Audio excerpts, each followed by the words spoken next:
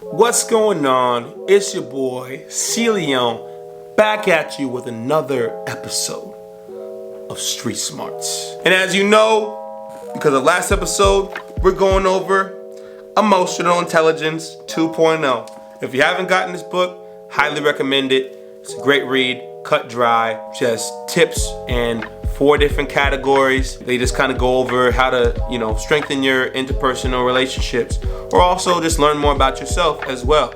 So we're gonna be going over 3 tips that the book represents to keep myself accountable, and also if it's something that you and the audience can take away from as well, by all means, here for that. All right, so the first tip that we're gonna be going over today from the book is feeling your emotions physically. Now, this is something that I have learned through meditation, right? So I don't know if any of y'all have meditated before, but whenever I would meditate, it's just you and your mind.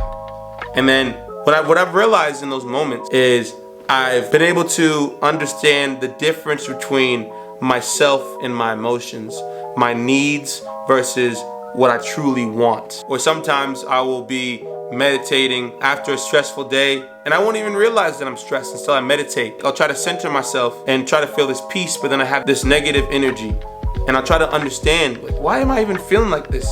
And then I realize, oh, it's because I was stressed in the day. So meditating has allowed me to begin the process of understanding how I feel. Feeling emotions physically is, I would say, is a good thing, because it allows me to distance myself from my emotions. Often, as an emotional being myself, I would let my emotions steer my judgment. So I would enact rage on somebody because of the fact that I felt rage. When I realized, well, ultimately, when I would take a step back, I would think about, hey, what is the end result that I want? Do I want to just get my anger out on this person, or do I want them to understand how I feel? Letting out my rage is not going to get to that end result. So because I felt it physically, it would allow me to separate that in order to make that proper judgment so I can get the end result that I want, not my emotions. Because a lot of time my emotions won't be like, bah, bah.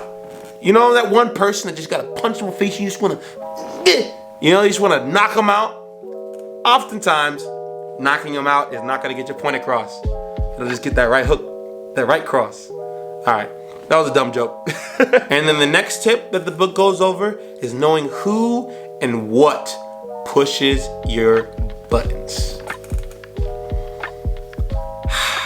I can be the first one to say that is really easy for people to get under my skin. It's the easiest thing in the world because I get caught on the principle of things. If they knew me, then, they would know that this is not something that I'm like. Or whenever someone calls me sensitive, I know I'm sensitive.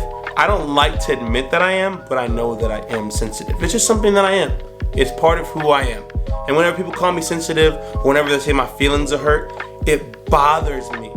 But because of the fact that I know that that's one of my, weaknesses for people to get under my skin, I know that it's coming. For example, if you're playing kickball and you don't know a kickball coming at your face, versus if you told somebody to kick a kickball at your face, whenever you're not expecting something to happen, it hurts more.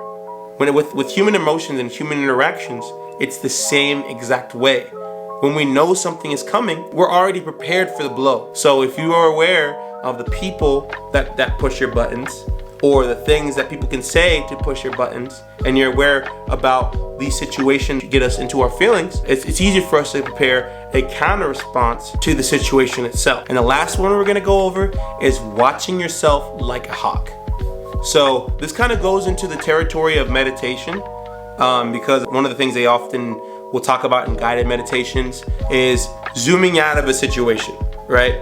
Pull yourself out of your body, then out of your room, out of the house, out of the city, out of the state, until eventually you see one little tiny point that's Earth, and then realizing that every single thing that has happened, every single major event, every single world war, baby that was born, every single person that died, all happened on this little blue speck. And then realizing how insignificant everything is. All the trials and tribulations that we deal with on a daily basis are insignificant. If we're thinking about like how insignificant everything in the world is from that perspective, how insignificant are the problems that we face in our day-to-day life. We have flat tires, you know, we move.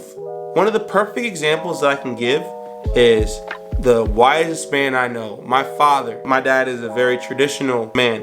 So when it came to punishment, shut the heck up, man. People outside playing volleyball. It's dark out. What y'all doing? Every single time that my dad would punish me, he'd use a paddle. And if he was mad about a situation, right, what he would do is he would wait until he calmed down to calm me down into his room. And then he would tell me, son, do you know why I'm doing this? We would talk about what I did, the event. He would explain to me why it was wrong. And then he would explain to me that I'm not doing this, I'm not paddling you out of anger. I'm doing this because I love you. He could have yelled at me, right?